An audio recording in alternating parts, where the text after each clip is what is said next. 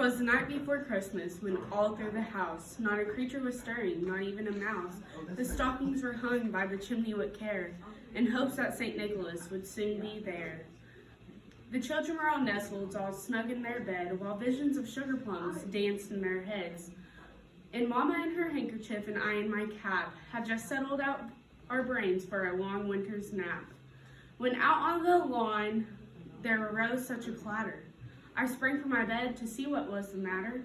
Away to the window I flew like a flash, tore open the shutters and threw up the sash. The moon on the breast of the new fallen snow gave a luster of midday to objects below. When what to my wondering eyes did appear but a miniature sleigh and 8 tiny reindeer, with a little old driver so lively and quick, I knew in that moment he must be St. Nick. More rapid than eagles, his coursers they came, and he whistled and shouted and called them by name. Now Dasher, now Dancer, now Prancer and Vixen, on Comet, on Cupid, on Donner and Blitzen. To the top of the porch, to the top of the wall, now dash away, dash away, dash away all. As leaves that day, that before the wild hurricane fly, when they meet with an obstacle, mount to the sky. So up to the housetop the coursers they flew, with the sleigh full of toys, and St. Nicholas too. And then in twinkling I heard on the roof the prancing and pawing of each little hoof.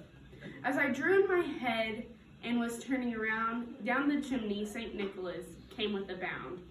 He was dressed all in fur from his head to his foot, and his clothes were all tarnished with ashes and soot. A bundle of toys he had flung on his back, he looked like a peddler just opening his pack. His eyes, how they twinkled, his dimples how merry, his cheeks were like roses, his nose like a cherry.